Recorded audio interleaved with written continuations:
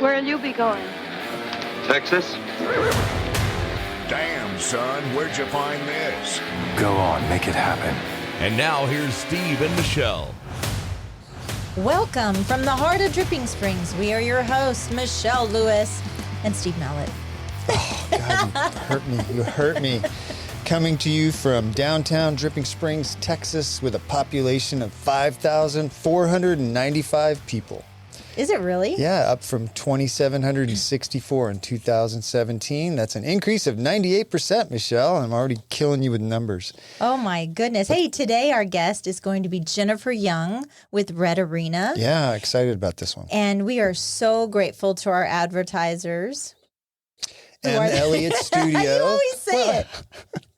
M. Elliott Studio, Montana Elliott, and Capital Farm Credit, Mark Rutledge. Yes, Capital. And Pigpen Barbecue. And the unofficial sponsor Pigpen Barbecue, for sure. And today we have Mitchell Hetrick in the studio joining us, but he's just filming the BTS, which I always have to say, what does that mean? Behind the scenes. Yeah, we like to sound fancy now. We are fancy. It's not B-roll anymore. It's just BTS. I was just thinking today that the room we're in, the very fancy room that you in Montana designed, we just call it the studio. We need to come up with a cool name for it, like the pod or the...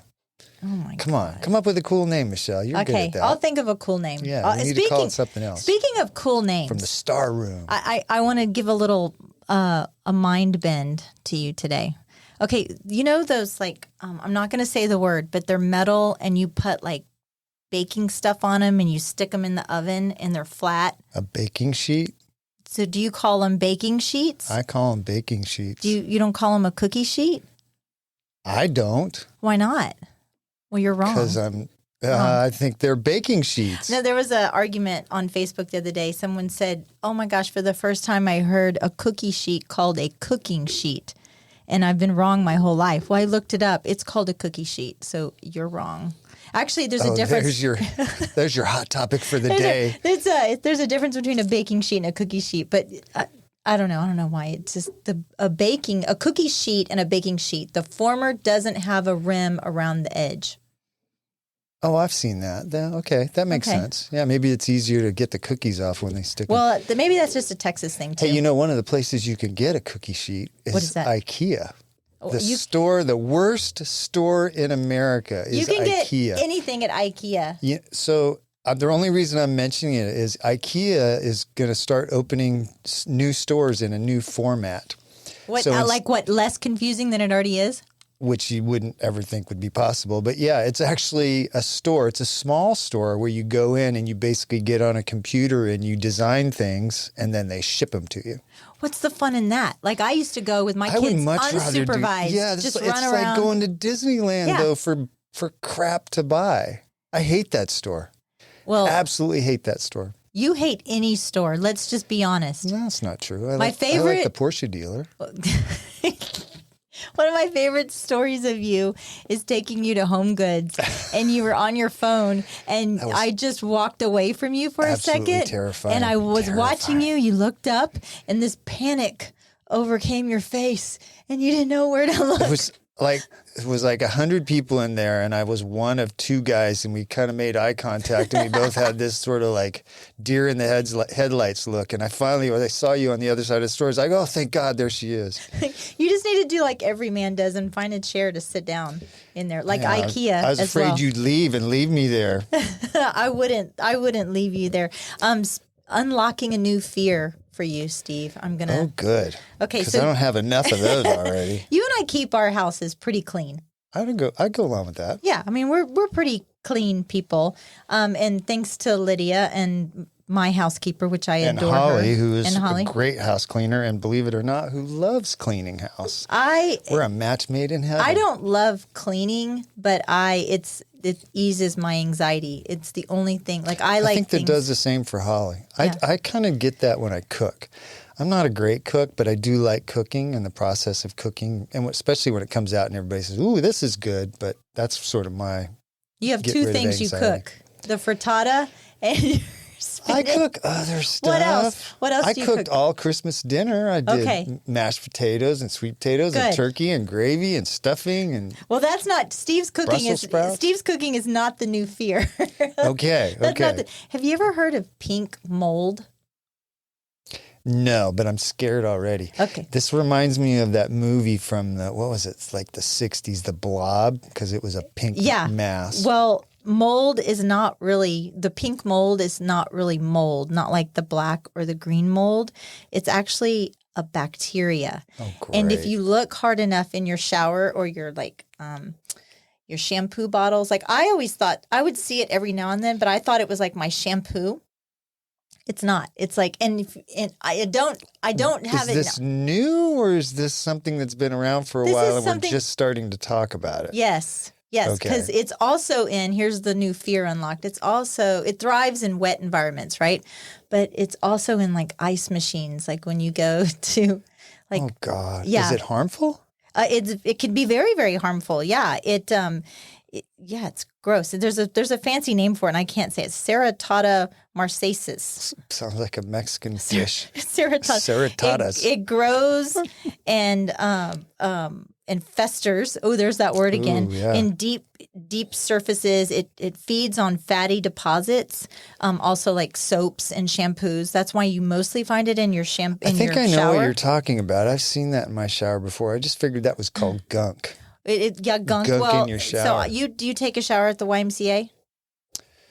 Once in a while. Okay, I well, would prefer not to. I but bet yeah. you it's there. Yeah. It can give you gut or urinary tract infections also. So lovely. just next You know time what you I see found something myself? pink. I was at the YMCA this morning, and I went into the locker room and I changed. I was going to go out for a run, and when I walked out of the locker room, I pulled my sleeve down over my fingers and I grabbed the handle and opened the door, and I realized I have a phobia about touching public door handles. Yeah, now. because men are pee-pee touchers. Well, that's true. And we know that from our office, where we have a few of those, where I've walked out behind them and I went, they didn't wash their hands. I taught my children to grab a paper towel first, wash your hands, dry your hands, then take that same paper towel and turn the water off and then open the door. So do I look like a psycho No. holding my little sleeve on I do every the time same I open the thing. handle? I do the same thing. Imagine what women have to go through. We have to hover. We have to use our feet. It's true. Holly tells me sometimes when we're out on a run, if she has to go to the bathroom and all the stuff that she has to go through, Yeah. pulling her pants down, hovering, not touching anything. Yeah, you I can't don't know how touch you do anything. it. You Yeah. got to hang your purse. Yeah. So Have you ever been to the Wild Game Dinner? I have, and it was horrific. We talked about Horrific? this. Like the prep of it was horrific. Oh, yeah. 'Cause It goes on for days. No, because I dropped Logan off there one time and he was volunteering. Oh, yeah. And If you're a newbie, man, they throw you. I dropped him off at the back of the church and Mm-hmm. they were like prepping and I didn't like expect to see that. So All the carcasses Yeah. hanging. Yeah. Well, this year it's February 18th. It's at Dripping Springs Ranch Park from 6 to 9. wow, they've moved up. Yeah. Well, it's always been in February. No. Like a bigger Oh yeah, space. bigger venue. Wow. Yeah. It was at Methodist started at church? the Methodist Church, then went to the high school for a few years. I volunteered on that for about 8 years as their raising money guy. What would you call that? You're raising your The procurement. raising money guy. Do you know that the Wild Game Dinner has raised over $1 million since its inception that they've spread out into the local community? $1 million bucks. Where does the money go?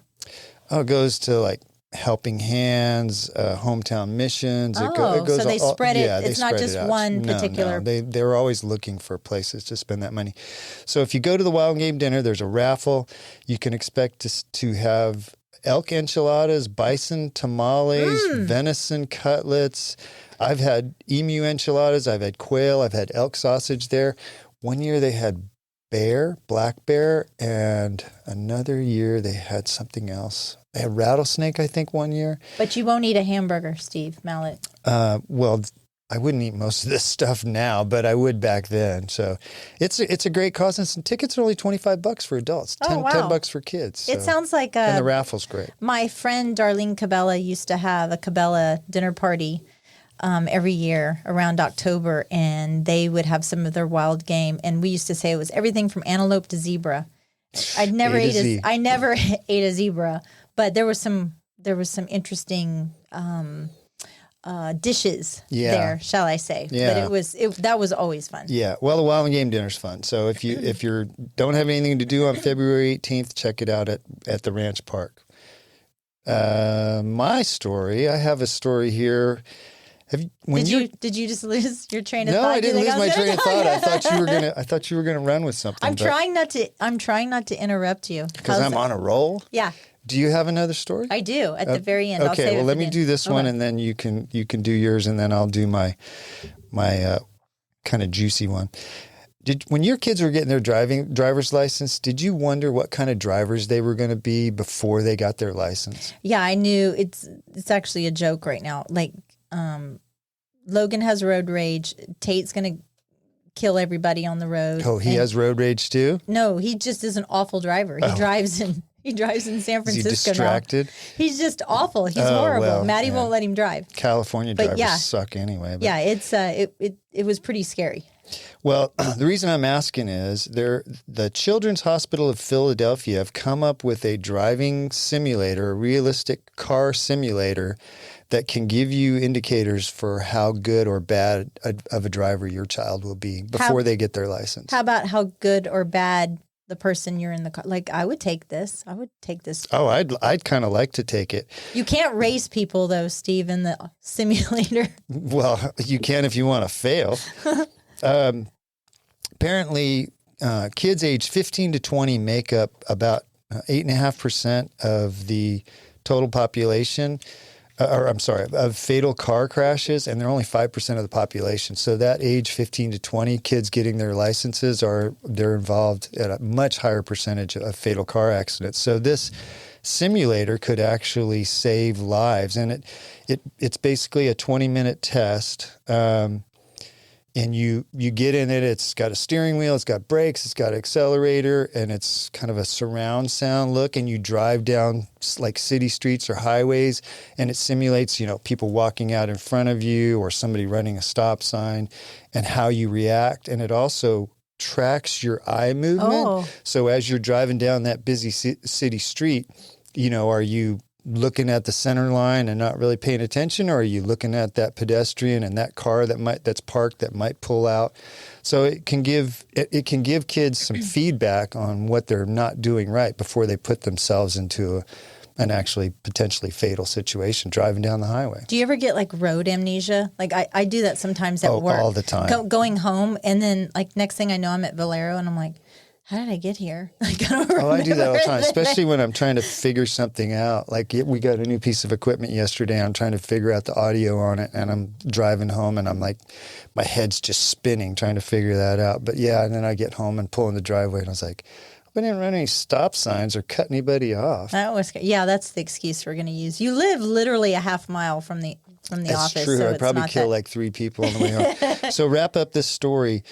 The Children's Hospital of Philadelphia plans to eventually offer these tests at doctor's offices. So when your kid goes in for, their physical or whatever, the doctor can say, hey, do you want to take this driving simulator test just to see what kind of driver you'll be and see where your deficiencies are? I know. I'm just thinking how they're going to weaponize it. Yeah, how are they going to weaponize this? Yeah. So there's what was that movie where they arrested people before they did anything. So eventually, And they had to buy here's a points conspiracy or something? track. Yeah. Well, there's that, but also, okay, you go into the doctor and your kid's just potentially the crappiest driver in the world. Do they file something with the DMV saying, no, not this one. This guy can't have a license. Well, This Tate girl said can't he's have a not license." meant for cars. He's meant for helicopters anyway. So, but Well, he's that's not. true. He's not flying the helicopter. He's just No, jumping out of he's the a helicopter. passenger. He's jumping out of him. Hey, I thought that since we're going to have Red Arena on, Jennifer, I thought I would talk a little bit about the history of equine therapy. Oh, yeah. It dates back to around 400 BC when it was first mentioned in Greek literature, which I thought was really cool. But it talked about the horse's gait, and it provided a rhythmic and repetitive movement that is similar. Yeah, that word, similar to the way humans move. It was also then popularized. I can't talk today. Around the 1940s during the polio outbreak, which I thought was Interesting. And in 1952, Liz Hartel of Denmark won a silver medal for dressage in Helsinki. Dressage. I'm sorry, dressage. I'm reading. I know. In dressage in Helsinki. Hey, look, you're lucky I got what's Helsinki funny? right. Look, This I wrote. is one of my favorite parts of the show When to I hear said how I you screwed hack up up the these word. words. I love it. Because I'm phonetic. So in Helsinki Olympics, she was paralyzed from polio. And then after that, people took notice that it would help, first in Germany and then in England, and then it brought to the United States around the 1960s. And in 1969, the North American Writing for the Handicap Association was formed, now known as PATH, the Professional Association of Therapeutic Horsemanship. And it began with 4 centers and 60 members, and today it has 800 centers around the Wow. world. 6,500 members and 6,300 therapy horses. Now, Friday, we got to go visit Red Arena. Red Arena. And Jen gave us a tour. I was shocked at how many horses they had.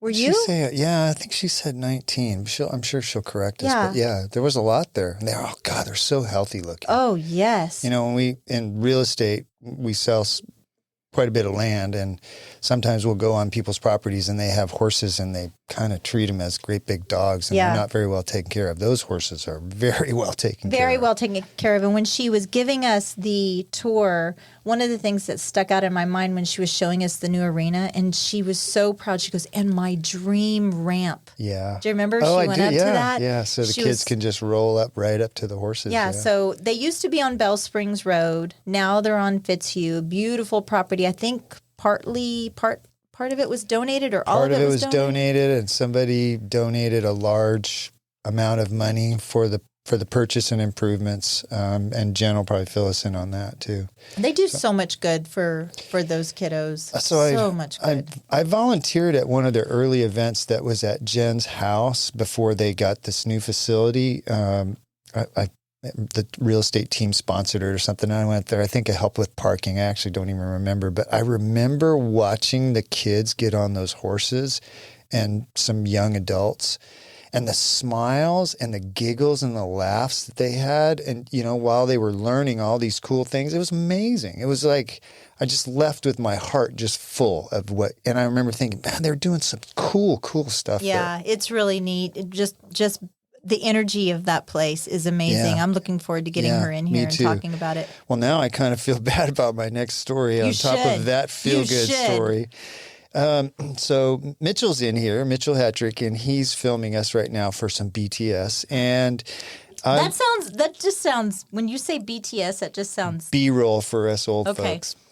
But I'm willing to bet, and I'm not going to put him on the spot, but I'm willing to bet that he's probably on a couple of dating apps or has been on some dating apps. And Yes. Michelle's looking at him and Yes. he's not. I'm on Hinge. So Hinge, all right, perfect. All right, well, that's great because the Hinge is the one that this story is about. There are people on Hinge that are looking for, now Hinge, one of their taglines is find the one, right? And another tagline is this app is made to be deleted, meaning you find the one and then you don't need the app anymore. interesting. Okay. Well, a lot of people are going on some of these dating sites, Hinge, Match.com, Bumble, and they're finding somebody and they're saying, oh, you know, this person looks really great. And we got all these connections. And then right down at the bottom, there's this little note. And the note is 3 letters, ENM. And people don't know what that means. So they connect with these people. Sometimes they've started relationships. Do you know what ENM stands for? I'm frightened. Ethical non-monogamy. Mitch his eye was like, "What?" Now, be careful. What does that mean? Ethical it means non-monogamy. people that are upfront about wanting to have an intimate relationship with more than one person. Cheaters? You mean cheaters? That's Cheater, what I cheaty would have faces? called them. Cheater, cheaty faces. Yeah, That's not ethical. That's not ethical. Or in my mind, that's sort of Don't get married ethical then. non-monogamy is sort of an oxymoron. don't like, be in a relationship. then. yeah. Like, you know, some of the, like being alone together or a dull roar. I mean, those things just don't make sense. Those two things don't go together. Well, so this one woman, there was a story about this one woman that she met somebody, really got connected with this guy, was going back and forth. And then after like a month, he mentioned something about his wife. And she was like, well, that's not what I'm up for. So they broke up, obviously. But he was wanting to have a relationship with her. And apparently the ethical part, if you want to get down to it, is that his wife was okay with that. No, that's not ethical. That's BS. That's fuzzy math. Well, yeah, I agree. Fuzzy math. Here's a couple things for you. Gen Z is considered the most fluid generation in terms of their sexuality. So that would be 1990 to 2010.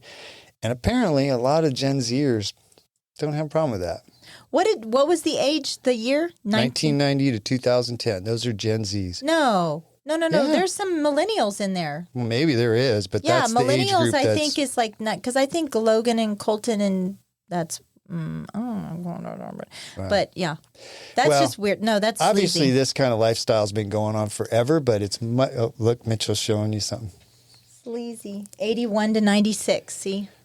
Okay. All right. Yep. 81 to 96 is millennials, right? Millennials. Okay. So there's some overlap there. Yeah.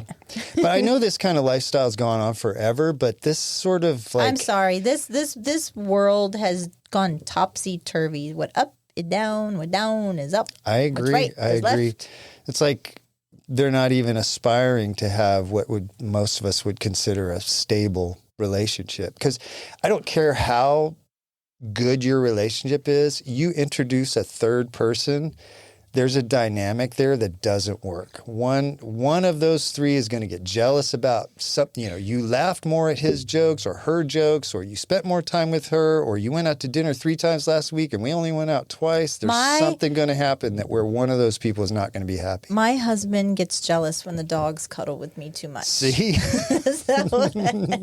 And how many of those do you have? I have 3 puppies. That's ethical non-monogamy. It's Michelle. all my puppies. All the puppies. Well, hey, let's take a little break and get Jen in here and hear all about Red Arena. Proudly sponsored by... At Capital Farm Credit, they understand that owning land is more than just a transaction. It's a legacy, a future, and a place to call your own. For generations, Capital Farm Credit has been the trusted lending partner for land loans, farmers, ranchers, and rural dreamers just like you. Their personalized loan solutions cater to your unique needs, making the journey to land ownership smoother than ever. Capital Farm Credit, your land, your legacy. Visit capitalfarmcredit.com or Mark Rutledge at 512-892-4425. Capital Farm Credit, an equal credit housing lender. Interior design should be an investment in your life and home. Let M. Elliott Studio transform your space, where interior design meets excellence in Central Texas. Beyond just selecting colors and furnishings, team principal and owner, Montana Elliott, is a trained and licensed interior designer. With her knowledge of architectural principles, building codes, space planning, and design theory, her team will work with you to understand your needs and lifestyle. From concept to completion, M. Elliott Studio is committed to enhancing your space with a timeless and classic style. Ready to redefine your space? melliottstudio.com, 512-781-0224.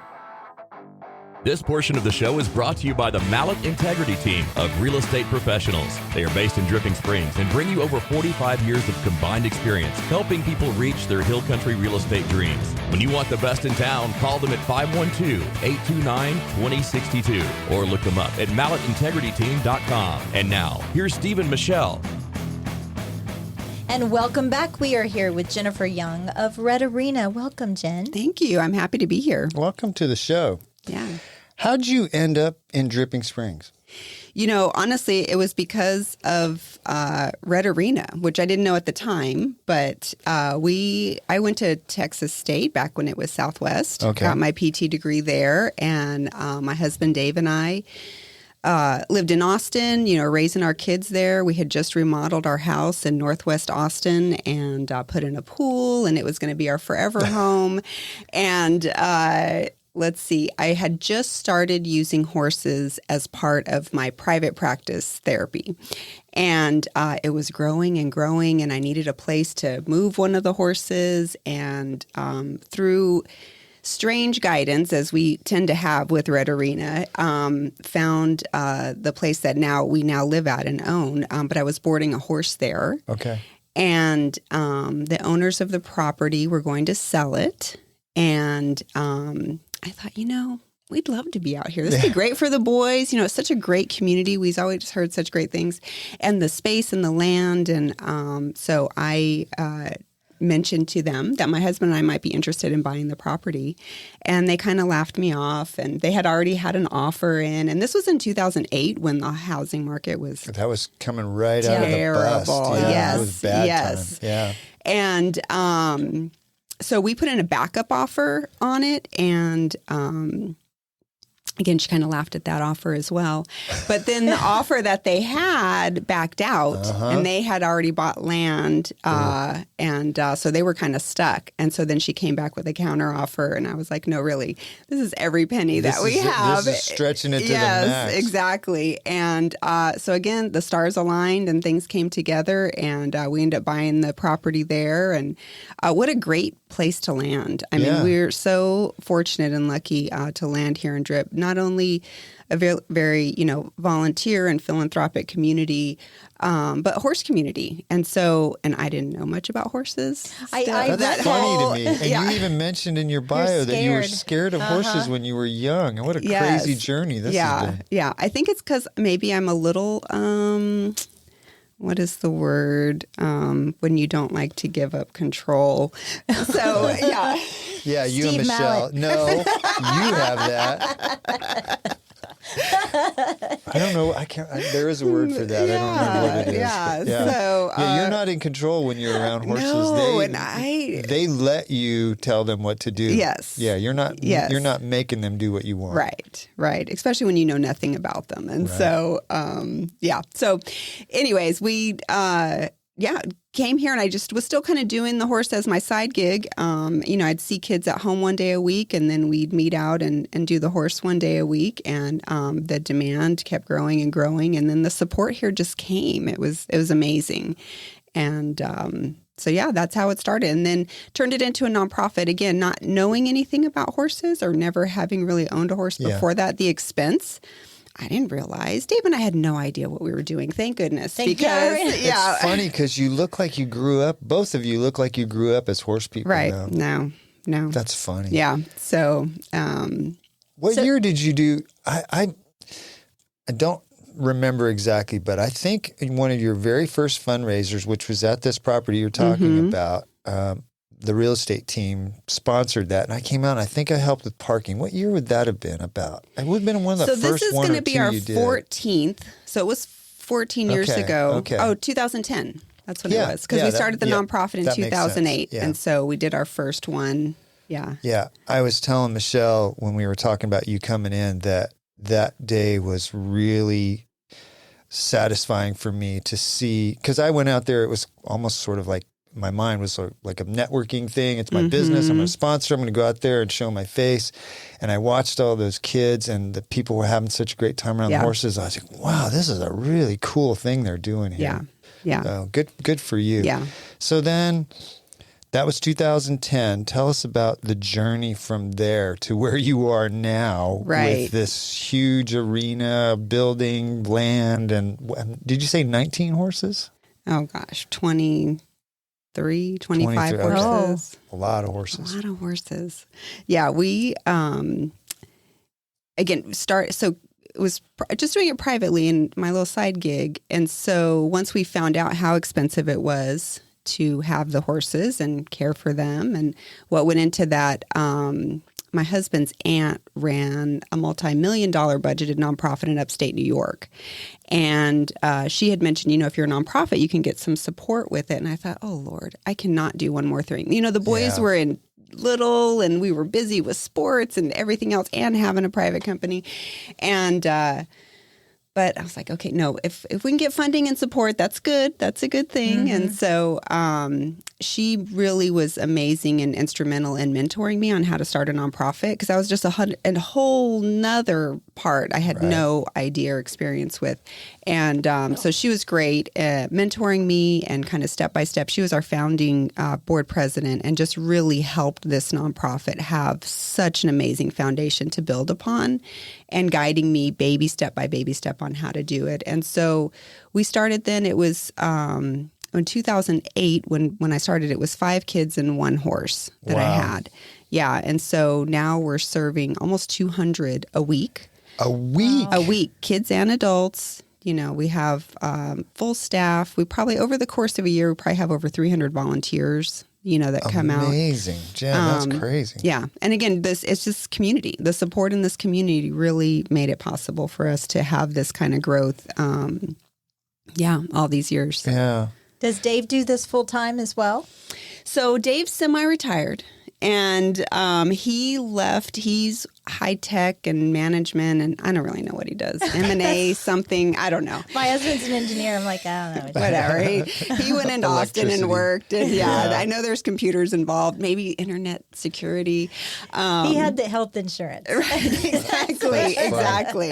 And the checkbook. And the checkbook. Like, I need a donation for some. I need you to sponsor hay this week. And he took a sabbatical. I'm doing my air quotes on the podcast. In 2018, when the San Marcos Arena was donated to us. So it needed a huge overhaul, remodel. It was basically gutted, and we improved it so it was fully accessible and safe. And so he took time off to help. He really kind of ran the remodel of that. Okay. And then it would just worked out nice that he didn't have to go back to work. And so, he does all the facilities maintenance and parking and, whatever we need done, Moving he does hay it. and, Yes, exactly. Yeah. So, and when you have 2 locations too, it's a lot of work. So had that really become a family affair for everybody in the family was pitching in? Absolutely. Nobody knew about horses, but everybody was doing Everyone pitched in. And what's hilarious is that they're all, both my boys and Dave, allergic to horses, allergic to hay, allergic to every pollen that there is. Yes. And when the boys were little, I'd be like, come on, we need to go, feed and clean up and do this. And they'd be sneezing and complaining. And I'm like, you're allergic to work. No, they were actually allergic to hay and horses. But yeah, the boys grew up, and just what a great experience. And, they were mad at me for a long time because anytime their friends came over, I was like, all right, boys, get out there. Like, we got to clean stalls. We got to do this. Stalls, and Zach would always say, my friends hate coming over here. Put them to work. I bet that wasn't true, because most kids like being around horses. Yeah. Most kids like that interaction with horses. I know my kids did. Tell us, why are people or kids with disabilities helped by being on or around horses? Oh my gosh, it's so amazing. So just by sitting on the horse, the movement of the horse, for me as a physical therapist, I'm working with a lot of kids with cerebral palsy, neuromuscular impairments. So strength, balance, coordination are our goals. So just by sitting on the horse, every time the horse takes a step, it shifts your pelvis in the 3 dimensions that we need for walking. And it naturally makes you engage your core just because your body has to adjust to that movement. So as a PT, all the things I'm working on with my kids, I'm getting just by them sitting on the horse. And then it's like a big peanut ball, a big exercise ball. We can, get on hands and knees, side sit. So I can do all those exercises that I would do. But doing it on the horse and dynamically, so it's even better. And then if you think about our kids with autism, the sensory processing, just being on the horse, it's a very calming. It goes through your proprioceptive system. It helps calm your body, and it kind of brings all of your senses together. So we can prep them, and it's amazing. We'll see, our kids with autism or sensory processing disorder come in, after a full day of school, and they're being bombarded with so much, stimulus. Get on the horse, just have some quiet, just walk in, doing a warm up out on the trail, and you'll just kind of see them really come together and make eye contact, and then start initiating some communication. because their body is craving that movement and that calming sensation that the horse gives. It's got to be something to do also with they're on this huge animal that's walking around, and it takes all their focus to do that, right? Yeah. And then so all that other stuff that's floating around out there kind of gets pushed away. Right. That's really cool. I'm just wondering, how does that also translate into the veterans and the traumatic brain injury, PTSD adults that you work with? Right. Yeah. So just on the motor side, head injury, stroke, Parkinson's, all of those, because it's such a dynamic balance activity and motor coordination, and you're getting code contractions everywhere. We see great improvement with that.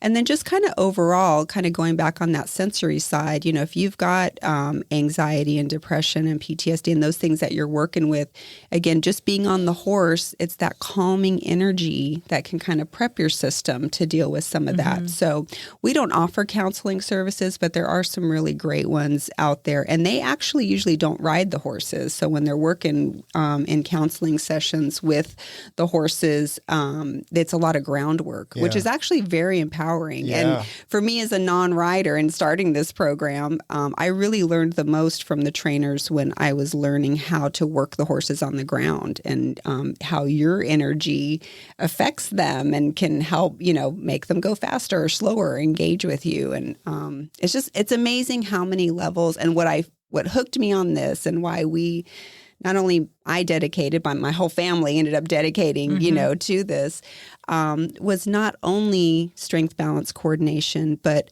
confidence, self-esteem, being in charge. If you're in a wheelchair and you're looking up at everyone and they're pushing your wheelchair, but you're up on the horse telling the team what to do and your horse where to go and you're in charge. And then your family gets to see you looking like every other kiddo and person, and how impactful, for the participant, for their family, and then the community. And like you said, coming out to Roundup and seeing, wow, these amazing things can happen on the horse, and it's fun. And so I never thought about it in that sense of someone being in a chair or being in that kind of submissive position, and then now you're having up people higher. push you around. Yeah. Right. Yeah. Yeah.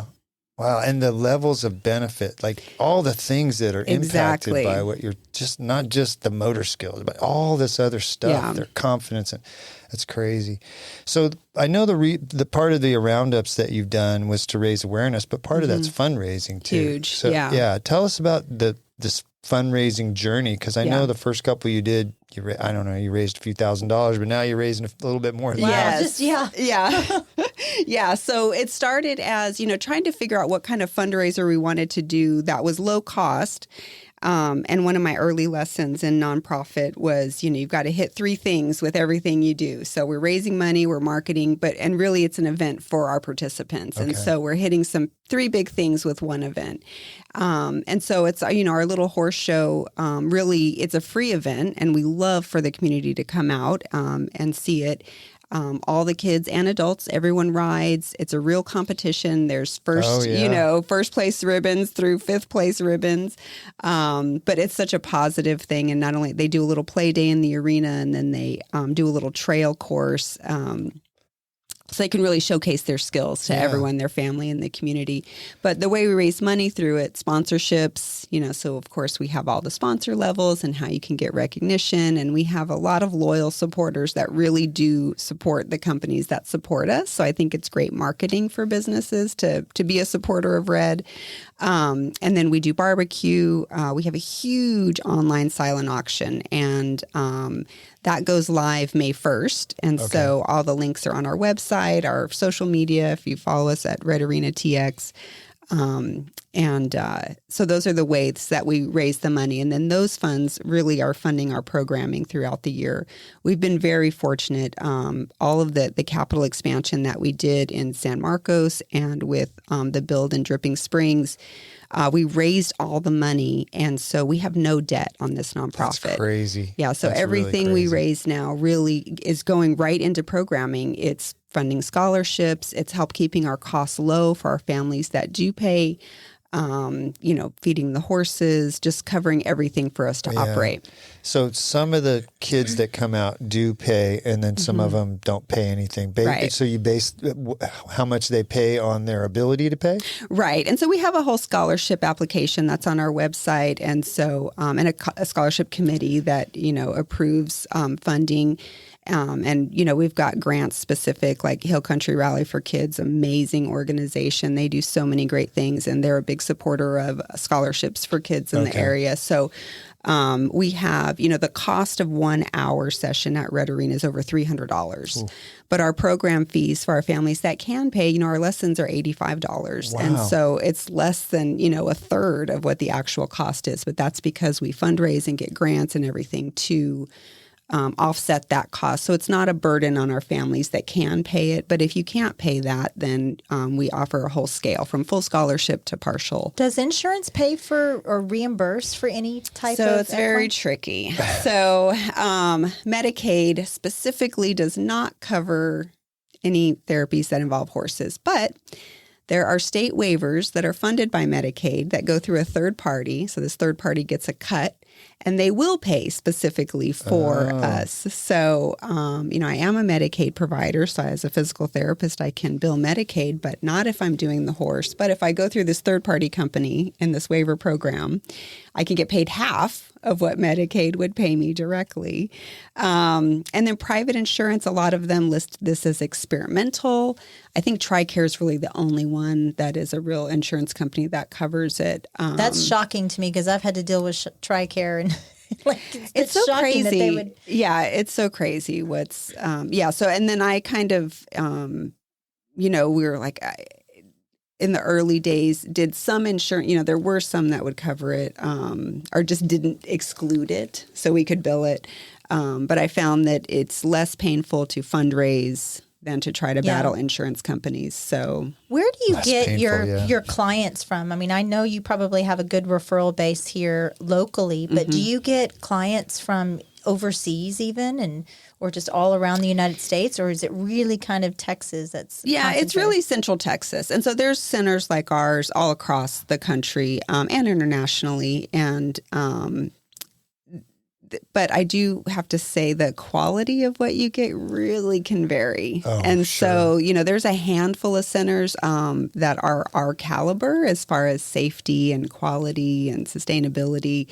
A lot of them really struggle, it's so many things that go into it. It's not only running a business and the nonprofit and the therapy side and the horse side. And volunteers and exactly. Yes. Yeah. Managing a board of directors, that's a thing. It's not. Sure. Yeah. So, but there are some good ones out there. And PATH is the national organization that oversees this. We talked about that earlier when I was talking about the history of equine therapy. And they said that when they first started, they had 4 centers and 60 members. This was back in 1969. And today they have 800 centers around the globe and 6,500 members and 6,300 horses. Yeah.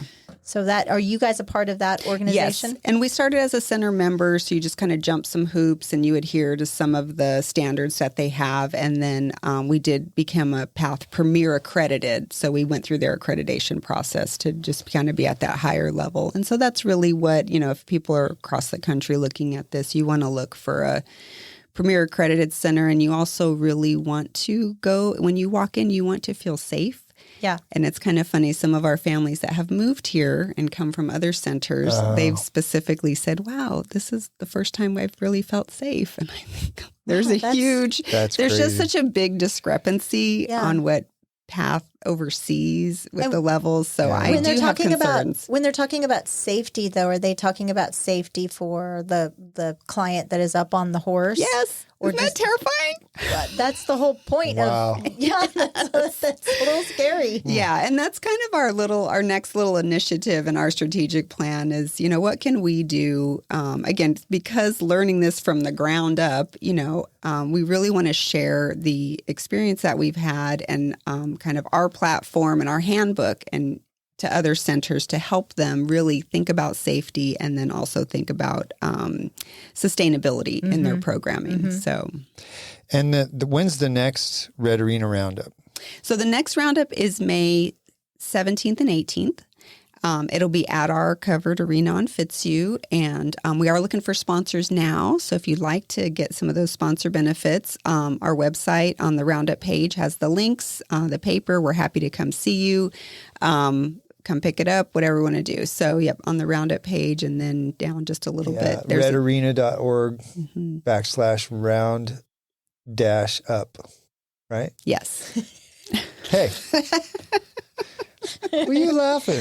I just said what it was. Okay, so I have. Wait. I don't want to brush past that. Okay. So, and then explain what that is. What the Red Arena Roundup is.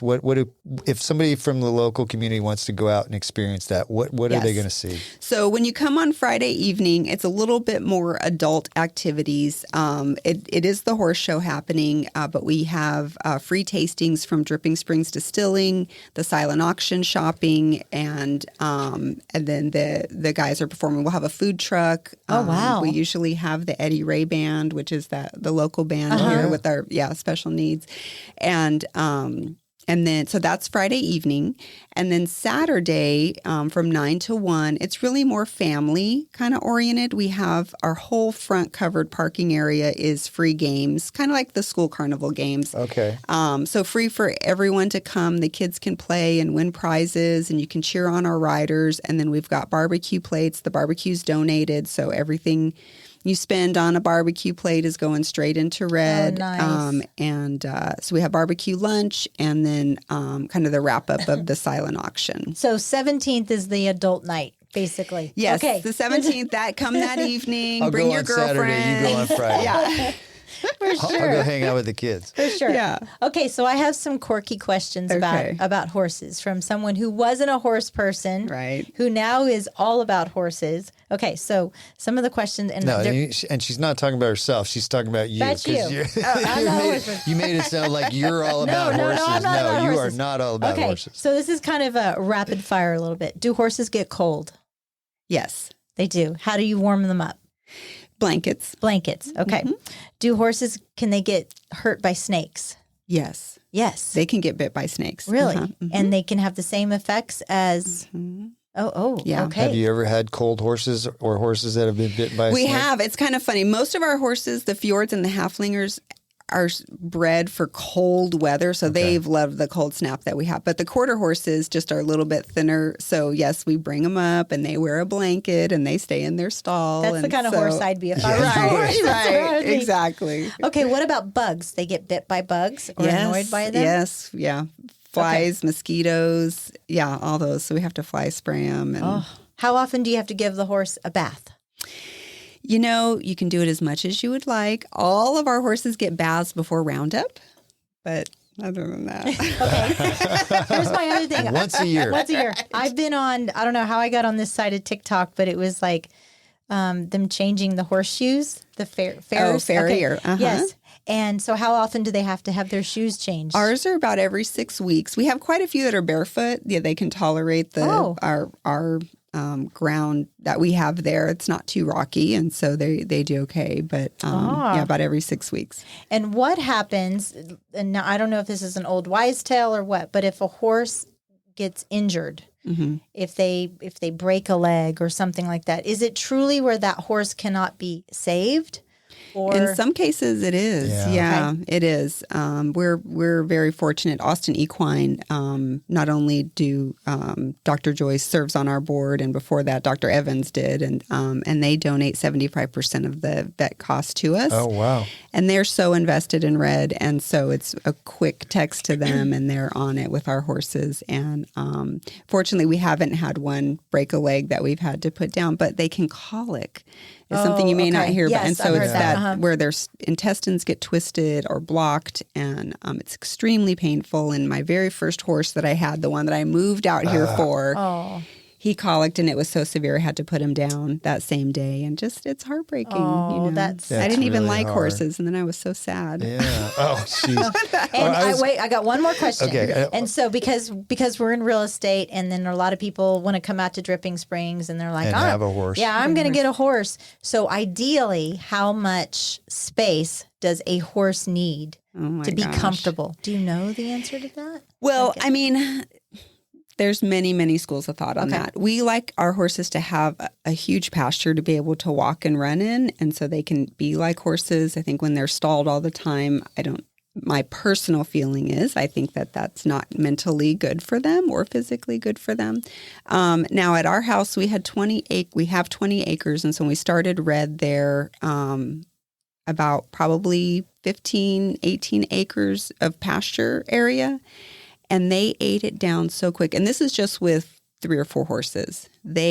Hill country is not. I was going to say what a lot grazing. of people don't. Yeah, what a lot of people don't expect. Well, they get their properties overgrazed because cows eat grass differently than horses. Right. Did you know that? Yes. A cow will just chew down like the top of the grass and then move on, where a horse will just chew it right down, pull the roots out of the ground, and that there's no grass going to grow back. It's not going to come back when it gets rain. So you can have, if you have a horse on like 2 acres. In a week or a couple of weeks, that is bald. There is no grass left down there. Can they live off of peppermints? Some of ours would like to. I was going to say, you'd be their favorite one, Michelle. But I want to go back to the bath thing. But part of the therapy is the kids brush the horses before and after, right? So usually at the end. It's not like they're left dirty. The horses are. Oh, No. And they do get baths or they get rinsed off if it's. Especially when it's really hot outside. Yeah. Too, yes. And we do summer horse camp in the summer. And part of that is always there's horse baths included in that. So in the summers, they do get a lot more bathing and rinsing. I'm going to go give a horse a bath. I'm going to be right back. Yeah. I was telling Jen on Friday, just being around them is so relaxing. When we had horses on our property, I would take a lawn chair, I'd feed them, I'd throw them some alfalfa out there, and I'd just sit in a lawn chair in the shade and watch them. It's really, it's fun, isn't it? It's relaxing. It is the very first relaxing. time I ever went to your house, you had a horse in your kitchen. Okay? That's actually a true story, Jen. Okay. We had this so we had a back porch. There was no rail or anything, and we had like a garbage can up there with bird seed in it. And the horse figured out that the bird seed was on the back porch. So he used to walk up on the porch. We didn't know he was doing that. And one day the back door was open and the horse poked his head into the kitchen. Yeah. And Michelle came to visit. Nice. Yeah, I think that was Bo. He was a good horse. I was always real comfortable with my kids being around him. Yeah. So I want to go back to all of Michelle's questions there, all these things about the horse. About how much does it cost to take care of one of these horses every year? Yeah, about $10,000 a year per horse. Really? Yes. That's there's a lot of people listening right now that are like, I had no idea. Yes. Because the people that get horses when they move here, they think it's just $300 or $400 a year and food. And But is that just food, or is that food and that's vet? everything. But see, your vet bills are kind of discounted, subsidized a little bit. Yeah. My daughter-in-law has it in her head that one day she's going to get horses, and I'm like, horses aren't puppies, even they look like big puppies. No, and it's like a child. It needs attention throughout the day, every day. You know, your dog, you give some attention, but they sleep most of the day. And the horse, oh my God. And if something can go wrong, if they can break it, it will happen. Our fencing constantly being replaced and broken. And so it's very, very expensive. They'll walk up to I'm telling Michelle, because they'll walk up to the fence and kind of lean on it a little bit to get some grass. And then they take a step forward and they get a little more grass. And before you know it, they're on the other side of the fence. They've just pushed it over. It's like they don't even realize they're doing it. Yeah. So much more expensive than people think. Are the horses your biggest expense at Red Arena? Well, really our salaries are our biggest expense there. And we have, licensed therapists. Our instructors are, nationally certified through PATH. And since we're service providers, that's what we're staffed up to provide that. That makes a lot of sense. Well, you have to have somebody help you manage all that because you can't be everywhere at all places. Yeah. It's like, do you ever take a vacation? Like, just you go to the beach and just hang out at the beach? I do now, especially because we've got such a great team. So it is easier now to step away and know that everything's fine. It's going to run just fine without me. That's empowering and a little bit scary sometimes too. Well, talking about wanting to be in control. You go, well, I'm going to leave it in somebody else's hands. They'll do a good job. I know they will. Yeah. So with Red Arena, what's a typical day look like for you now? What do you spend most of your time doing? Are you still doing therapy? Well, I do a little bit of therapy, not as much. That was a big transition a few years ago, and the board really was pushing me hard on really just doing, the executive director role is a full-time job. Sure. But my passion is being hands-on with our riders, and really, my favorite part is when they come for their first ride. I love it. And I love the challenge. Sometimes, it's scary. You're transitioning to a person onto the horse, and just how incredible working through that is in just a few minutes. And then the whole excitement and the whole other side of them that opens up when they're on the horse. So, most of my roles, though, is management, oversight, fundraising, not as fun stuff, but important so that the program can happen. And again, we just got great people that can provide amazing care. Did you have the vision then, or to start the nonprofit before you went to your friend that helped you, or who had the original idea? It all really evolved. Yeah. I think my strength is I can see needs, and I can see opportunities that I can put together. So I think that's something I'm really good at. And my vision, I'd never had any idea it could be this and this big. I just thought, okay, cool. We'll just do, really for me as the PT, I'll get to have the fun time of being on the horse with my kids. And it just kept growing. As they would progress, I'm like, okay, it's time for you to get lessons. You don't need me to ride. You've got good strength and balance, and you need to get into the riding lessons with support. And there just wasn't a center out here that was doing the lessons that at the level we needed them to be. And so we added instructors. And then as we maxed out the space at my house, we're trying to think, okay, what other ways can we serve this community and this population with what we have? And that's when we developed the job training program. So, our high schoolers, our young adults with disabilities can come out and learn horse care and barn management. And they're not using our riding time, but they're getting great experience with the horses. So we added that. And then from that, it just kept growing. So and we added a reading program. So, our siblings, when we can, we like to have our siblings take beginner riding lessons as well. And so it's a family and a bonding activity. But we don't always have the space on the schedule for that. So they can come and read to the minis and brush the minis and walk the mini horses. And so they get to be involved too. Be right back. Story time with the mini. Do you want to share, can you share, and you don't have to name names, but a favorite client story that you have? One that just kind of I know we have some really, really good ones. Probably one of the most impactful ones was Reagan, and her mom talks in the video on our website. And when she came, it was before I was a nonprofit. I had just started out here in Dripping, and I still don't know how she found me, because I don't think I had anything on the website or anything like that. But Reagan wasn't walking.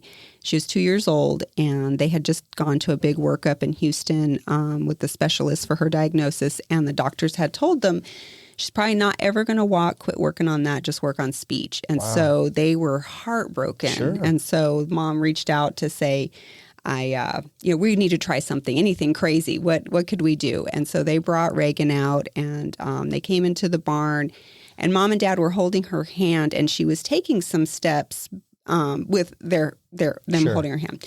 So I thought, God, did they really say never gonna walk? Because she is starting to get it, but she's delayed. But I said, okay, well, whatever. And so her mom, who now serves on our board, handed her to me and said she hates all her therapies. All she does is cry. She doesn't engage. Good luck, And there's a picture we have. I think it's on the website. It's definitely hanging up in our offices, of her grabbing onto my shirt. She's screaming at the top of her lungs. Geez. So getting her on the horse. And within, 5 minutes, she quit crying. She was happy, excited. Oh, that's her at the top of the page. That's her a few years ago riding in lessons. So she had progressed from me into lessons. So, got her on. She was having a great time. Looked over, mom and dad are beaming. They're so excited. She was so engaged. And that was the day that the one horse I had that we had moved out here for colicked. Oh. And I didn't know what was going on, but the ladies that were helping me were like, your horse is sick. You need to get him to the vet. Geez. And so we had to end her session, gave her back to her mom. They were like, this is great. We'll see you next week. We're so excited. This is awesome. Took the horse to the vet, had to put him down that day. I'm bawling my eyes out. I'm like, I don't even like horses. What is going on here? And I thought, okay, well, this is the sign. I'm not supposed to be doing this. All this money we're spending on the horse. And at that time, Dave, he hates for me to tell this story. He was like, you're not making any money at this. You're doing it at a loss. Stop. Just do your home visits. Don't do horses. And so I collected myself, a day or two later, called up Reagan's mom and said, hey, I had to put the horse down. I don't know what I'm going to do. I have to get another horse. And maybe this just isn't good timing for me to be doing this. And she said, Jen, I was about to call you. Reagan took her first steps. Oh, so my gosh. after that ride, Wow. Got goosebumps. Yeah. Gave her body exactly what it needed, and she walked on her own for the first time after riding. So it was the miracle that they needed. And you send doctors like this. Yeah. So she, and so I was like, okay, well, I guess this is what we're doing. So yeah, get another horse and keep going with it. And yeah, she progressed on. She didn't need me, after, it was probably a year or two, we did PT, really kind of fine tuning her balance and coordination. She started doing the riding lessons, and, she's an ambassador now for Special Olympics. She's going to Auburn. That's amazing. Yeah, college. She's about to graduate high school, and she has a little company with. They have bees, and she does a bunch of products with honey. So she'll be at our Valentine's market. That's coming great. up. You know what? It's funny to me how life works. That you had this moment where your life could have gone in two completely different directions. If you hadn't have got that phone call, you could have gone this way. And you decided to go the way that you've gone, and you've impacted so many people's lives. What an amazing... So it just wasn't forced. It was all organic. And it was like you didn't know the path in front of you, but the path just kind of developed in front of you. But isn't it scary to think, because at the time you didn't think, the course of my life is going to change with this phone call. Right, but exactly. It did. It's like these did. things happen to you every day, and how you react to them can have a huge impact to the people around you. It's amazing that it went that way. Just real quick, you talked about corporate team building. Yes. Is that something you're doing over there now? So we're adding that in, and it's how impactful that groundwork is with horses. And there's so many fun things that we can do with them. And so not only corporate team building, but, bridal party, wedding party, come out for a couple hours and work with the horses. And we have some super fun games and activities. Oh, that's great. And we can really tailor it, if this is corporate and we really want to work on some communication strategies and really identify some teamwork things. We have a little bit more detailed, or we kind of have the lighter version of it. So, so it's a beautiful facility. It's a great setting. I mean, being with the horses, so fun and unique, and just, and then it's a nice little, fundraiser for us. I was going to say, because of corporate awareness of what you're doing, I'm sure people come out and they have a great time and they go, this is something we should support. Yeah, exactly. Yeah, that's a great way to put things together. Yeah. Well, I am just so honored that you've decided to choose today to tell your story about everything you've done. I can't even imagine what you thought you were going to be when you grew up.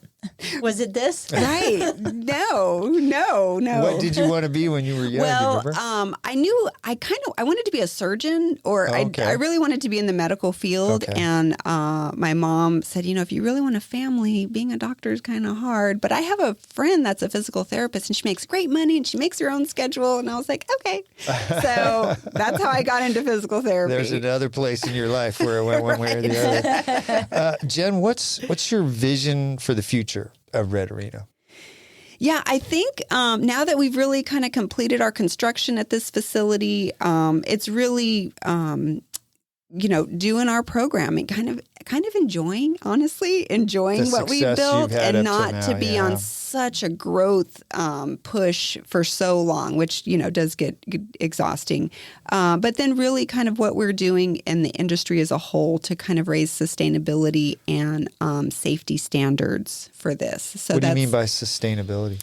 Well, a lot of the programs that develop don't understand the business side of this. And so by sustainability, you mean, can you go on for years and improve? Exactly. Yes. Yes. And that's my hope is that, I'm setting up Red Arena to be in a great position, to be sustainable, that when I do step away at some point, I'll need to retire, that everything's in place, that it can run much easier and continue on, indefinitely. That's really smart. Yeah. Well, this has been a lot of fun. Yeah. I've really enjoyed. I've known you for years, but we never really sat down and had a conversation like this. I'm really glad that you spent this time with us today. Well, I appreciate it. I appreciate the support and the exposure for Red, and everything you guys do. Well, anytime, and I'll be out there on May 17th. Yes, I will. I'll be out there on the 18th. Yes, and you can come shop the gift shop anytime. That's right. We talked about that. Yes. So what are the hours out there at the gift shop? So it's always open Monday through Thursday from 9 a.m. to 6 p.m. So that's when our sessions run and it's open. And then when we have special events, and so there's a calendar on our website, but like for the Valentine's Market, it's open. And you had some really cool stuff in that store. It's sweet. And it's a great thing to support. Yeah. Exactly. And you had produce in there from one of the local farms. That's right. So Hopeful Farm is right across the street, and they're a nonprofit that's sustainably growing to support children's charities for hunger relief. And so we have some of their produce in there. That's cool. And how, if someone wants to volunteer, how do they get do involved that? Or find out more? Yeah. So on the website, on the support tab is the volunteer form. At the bottom, you sign up through the form and then come to an orientation. Everyone starts with just general barn orientation. It's about an hour, and then the volunteers commit to, 2 hour a week, 4 hour a week schedule where they come out the same time each week, and we start them in the barn. Everyone starts with barn chores and our routine and safety, and then they can progress into sidewalker training, and then that's the fun part, being in the sessions. Do you have a list of volunteers that want to come, or do you need volunteers? We always have spots to fill. Really? So, yeah. I would think That's it'd a be good one of those question, things yeah. that you'd have a ton of people wanting to get involved with. Yeah. So go to redarena.org, and you're going to be able to find all of that information there on your website. And Jen, thank you again. Thank you. Thank you for sharing it. here, and let's rally around everybody in this community, rally around you, even more so than they already For do. the Red Arena Roundup on Absolutely. May 17th and 18th. So thanks for coming in, Jen. Thank you, guys. Ready to turn your land dreams into reality? Look no further than Capital Farm Credit. Need a loan for your perfect piece of land? Capital Farm Credit is there for you. Their dedicated team will tailor a loan to fit your unique needs because your dreams are their priority. Capital Farm Credit, your land, your legacy. Visit capitalfarmcredit.com or Mark Rutledge at 512-892-4425. Capital Farm Credit. Together, we're better. Capital Farm Credit, an equal credit housing lender. Elevate your living experience with M. Elliott Studio, your trusted partner in interior design, registered and licensed by the state of Texas. You want your home to reflect your personal style and identity. Investing in a well-crafted design doesn't just beautify your home, it enriches your life. Team principal and owner, Montana Elliott, understands the profound impact of a thoughtfully designed space. From remodeling to full design, M. Elliott Studio is the first step to unlocking your style. Turn your aspirations into reality. Tailored to your taste and desires, M. Elliott Studio will work to create an environment that embraces your style with style. Your space, their expertise. melliotstudio.com 512-781-0224. This show has been brought to you in part by the real estate pros at the Mallet Integrity Team. When you're looking to buy or sell, you need them on your side. Why settle for less when you can have real estate done right? Give them a call at 512-829-2062 or get more info at malletintegrityteam.com. You know you like us, so go now to Apple Podcast or Spotify and leave us a review. Why don't ya? We love your feedback and comments. Email us at malletandmichelle@gmail.com. Thanks for putting up with us.